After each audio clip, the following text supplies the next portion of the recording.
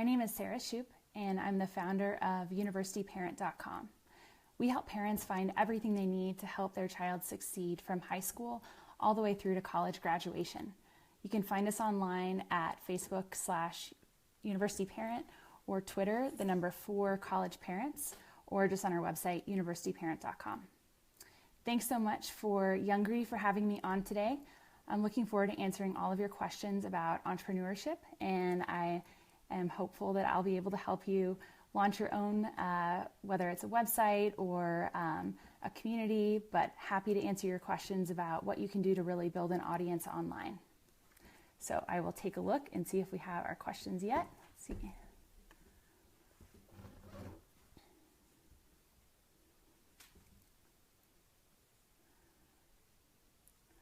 One thing that I really love sharing is that I do teach at the University of Colorado at Boulder, and I teach in the entrepreneurship program there. I teach the Intro to Entrepreneurship class and also the business plan class.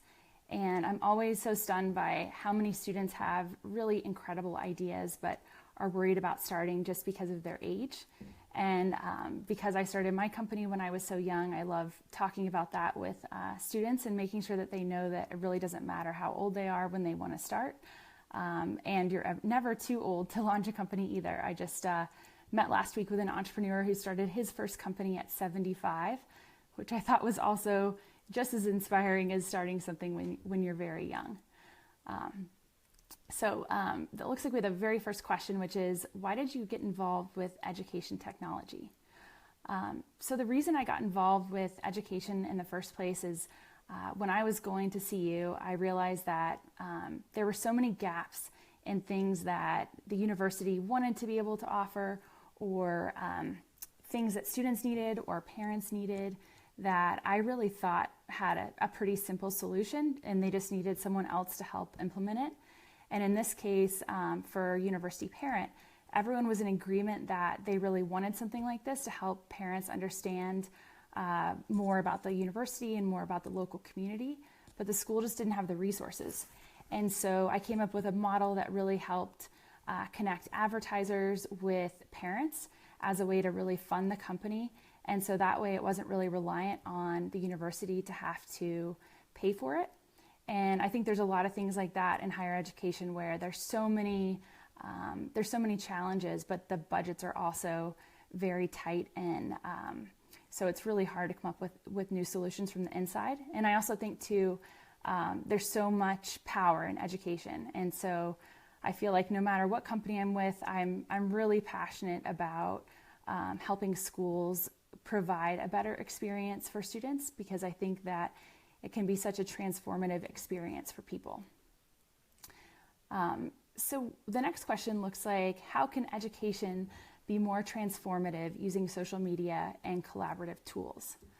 I think one of the best things that's happening right now for higher ed and just for digital marketing are just some of the transparency and the ability to communicate frequently and often with their audience. So a lot of times schools are very private about their information, and they don't want to share it across lots of platforms, or they don't even think about the way that they're sharing their content. But I think that social media really enables schools to constantly provide helpful updates, not just to the students, but to the people that are rooting on the students, whether that's their parent or a family member.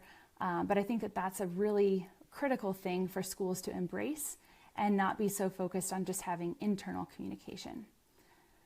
The other thing I think is cool is I think more and more schools are starting to use chat bots to answer questions. And one of the things that I've seen from my experience with education is that so many of the questions that people ask are the same over and over again, but it's just difficult for them to get the right answer or difficult to ask the right person. So I think schools have a big opportunity to really leverage some of the chat bots with frequently asked questions so that it's really easy for people to get the right answers. Looks like the next question is about books every entrepreneur should read. So one thing that I recently realized, or a new tool that I've been using, is called Blinkist, and it's a book summary app, but I highly recommend everyone checks it out. But anyway, so when you don't have time to read every single book, I think one of the best entrepreneurship books you can read is, let's see what my top picks would be. One great book is, let's see, look at my quick notes here. One of my favorite books of all time, it's not necessarily about entrepreneurship, but it's about just life in general, is called The Alchemist, and it's by Paulo Coelho. And the reason I love that book for entrepreneurship is because it's all about following your heart and about following the journey and listening along the way. And it's also about having a vision. And I often reread it because I think that that's one of the biggest things for entrepreneurs is that if they don't have this firm vision in their mind of something that they're really striving towards, it's really difficult to build anything yourself, much less convince a bunch of other people to build something. So highly recommend The Alchemist. And then some of the other books that I've read, even more recently, I just read The Ask Formula by Ryan Levesque, which I thought was really great, all about trying to get your audience to, or actually trying to ask your audience what they want rather than trying to come up with it for them. And they've got some really great things about how to ask questions and what types of surveys you can use. And we just did that for our audience, and we had hundreds of responses. And I was really surprised by some of the responses that we got and just some of the depth that people shared with us. So that's a great way to really understand your audience better. And then another book that I would highly recommend about entrepreneurship is, let's see, that's really fast. So another book I would recommend is Traction.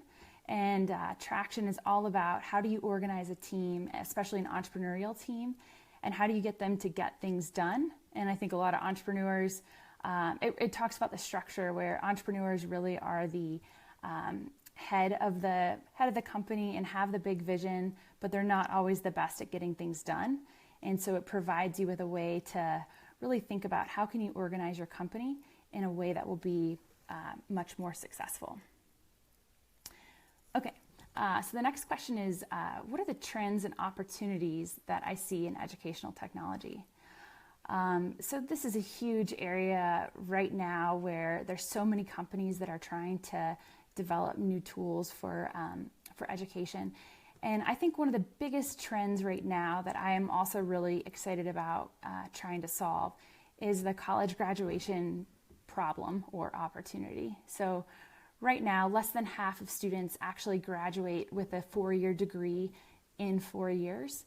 And many of the tools don't even measure the degree or don't even measure getting a degree in 4 years. They measure it by getting it in 6 years, which I think is crazy because most families aren't saving for college for 4 years, much less 6 years. So it really puts everyone at a significant disadvantage. So many companies right now are trying to solve that problem of how do you get more students to graduate on time, and how do you provide tools to really help them track their progress and track the courses that they've taken and figure out what other tools or what other courses they can take to really accelerate graduation. I think another thing that's a big opportunity and trend right now is how do you pay for college in a way that really makes sense and in a way that is going to get you the outcome that you want. And I think a lot of times when you go into college, you don't necessarily have the outcome that you want in mind. Your parents may have an outcome that they want, but it may not be in line with what you want. And so the more you can be self-aware and figure out, who you are and what are your best traits, and how do those line up with a career possibility or a job possibility, or even, what you should study. I think that's a huge opportunity for everyone to really pay more attention to. Just thinking about how do you align that with even where you should go to school and then what you should study when you're there, and how do you really take advantage of that. And I think alongside that, the other big trend right now is online education. So there's so many programs that offer, free online courses or, paid online courses. And I think a lot of schools are struggling with what's the right balance of, what classes should be online versus in person. and how do you maximize the student's experience? And I know from teaching at CU that there's a lot of great things about online courses, but there's nothing like that in-person classroom discussion.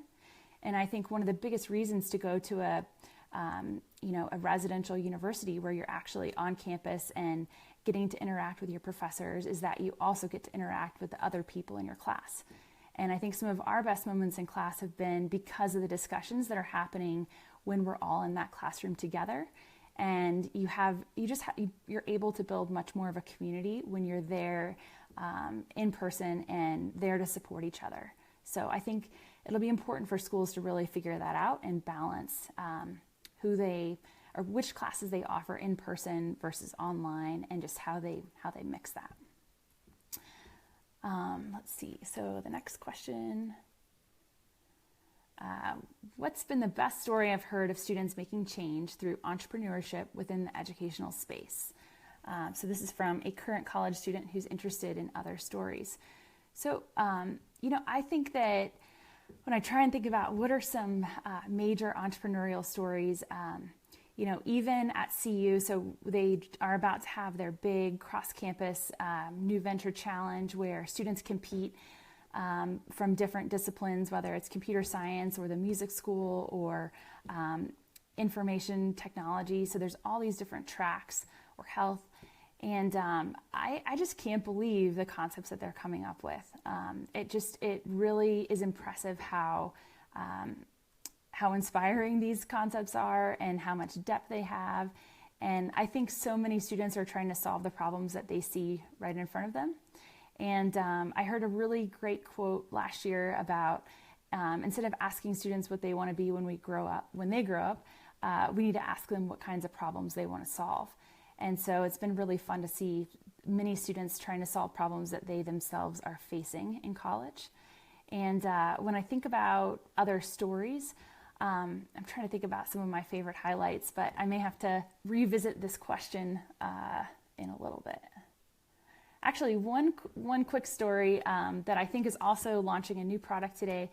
There's a company that came out of CU called Revolar. It's Revolar. And they are really trying to help with personal safety. And so they have a personal safety device that will alert your friends and family if you feel like you're in danger, and it will also alert them if you're safe. And it can easily clip onto you, or it can go onto your keychain. And I think they've got a couple different choices when you're trying to decide which one you want to buy.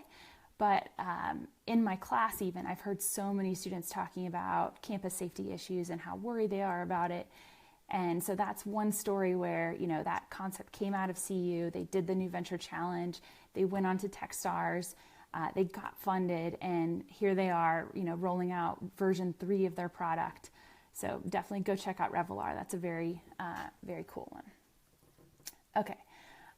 So the next question is about what courses are available for entrepreneurs and what's the future of online and digital for entrepreneurs.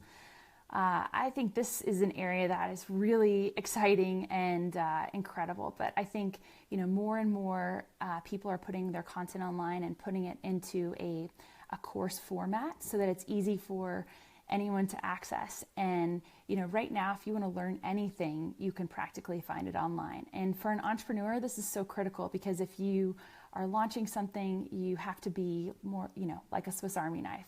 And even if you don't have expertise in everything, you need to figure different things out and be able to move quickly. So being able to find online courses that do that are super helpful. I know there's an alternative MBA that I think Seth Godin offers.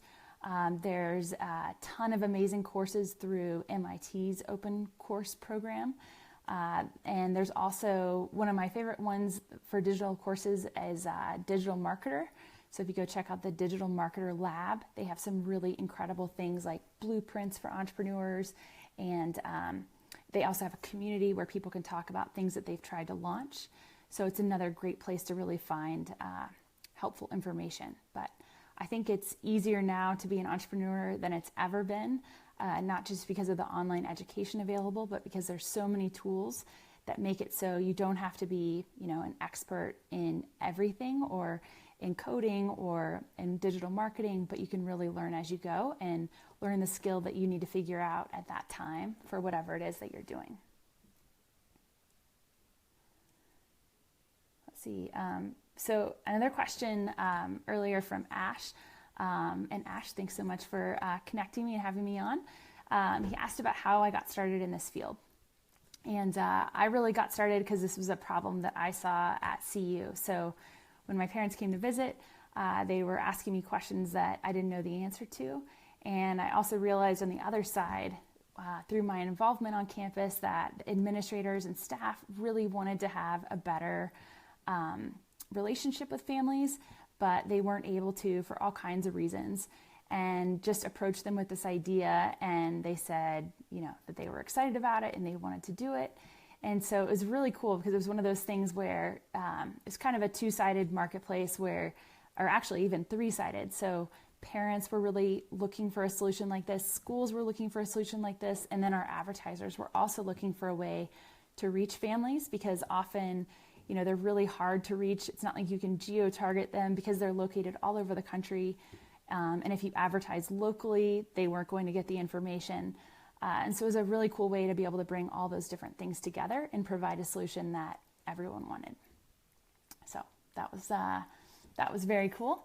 As the way I've even continued to build it or continued to grow right now is just continuing to watch what's still going on for these families. So when I look at our site and things that are trending on the site, it's like parents still have many of the same concerns that they had. Sorry about that. But yeah, parents still have many of the same concerns, and we see, every year we have a whole new audience of parents coming through that is also dealing with some of the same struggles that the parents the year before were dealing with. So many of these issues are evergreen, where they just come up over and over again, but things like homesickness or not being able to pick a major or, not knowing which school to go to. These are things that almost every single family and every single student struggles with. So hopefully our resources can just get better and better every single year and get deeper and deeper so that we can solve more problems more completely as we go. Go back and I'll see if there's any other questions that I haven't answered just yet.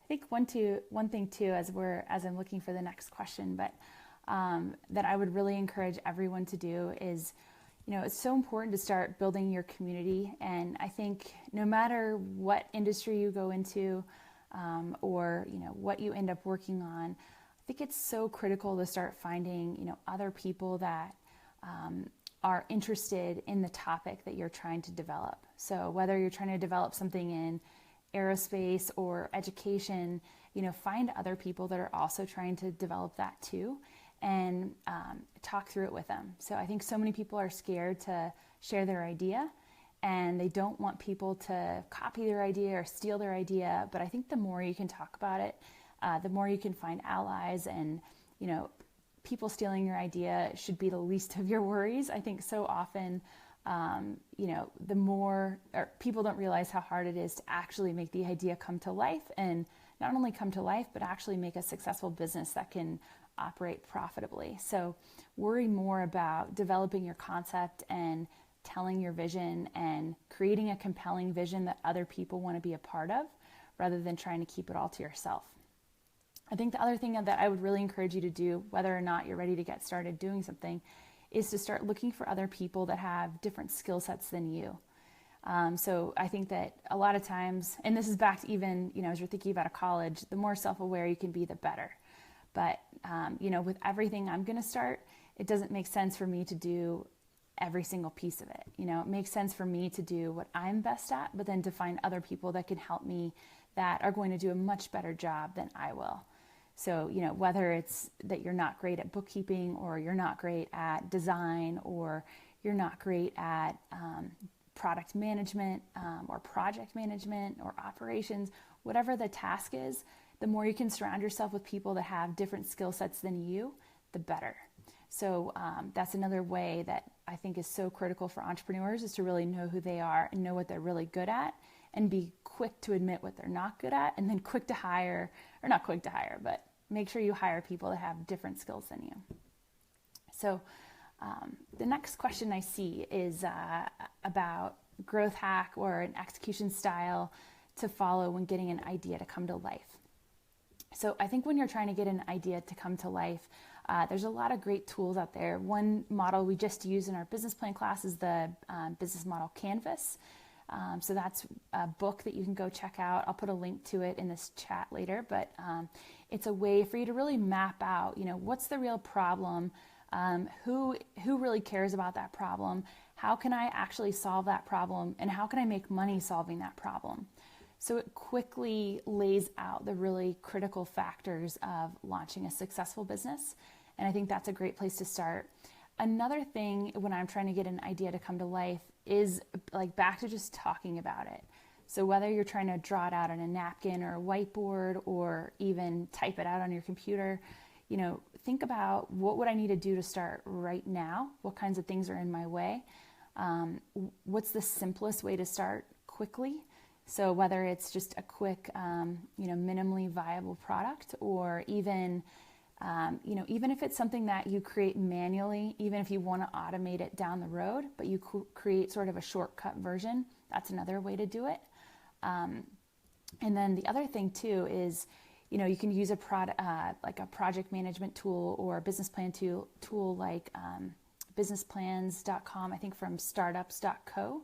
But I'll find the link later and add that back in the chat. But I think, the idea with getting ideas to come to life is to be able to go fast and then keep iterating as you go. So get it up quickly, don't delay getting it up, but then, be willing to change it over time as you get feedback.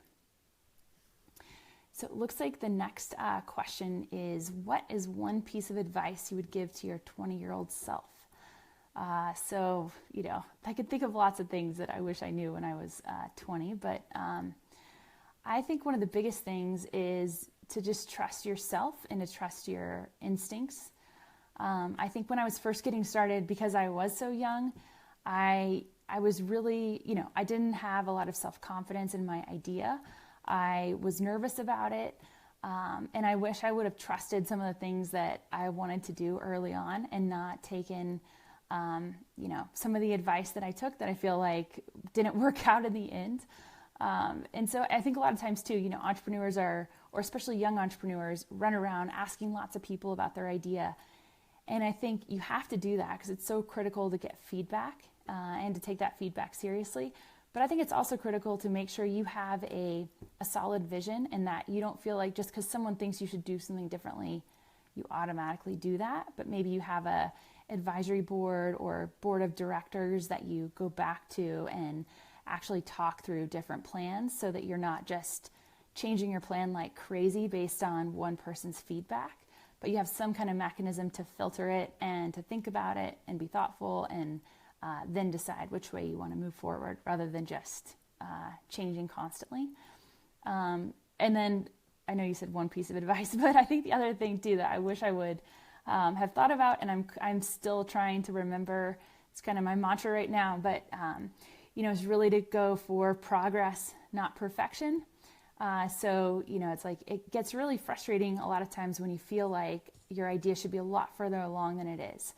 And I think for entrepreneurs, they're always pushing, they always want it to be better. They always, want it to do more than it is right now. Very impatient.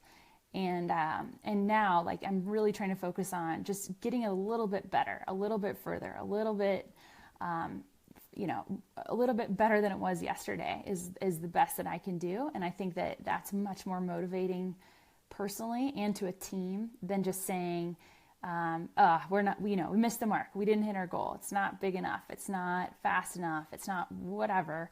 It's like, that's a really frustrating thing to try and work towards. So it's much better to just work towards progress rather than the very end of what you think it should be like.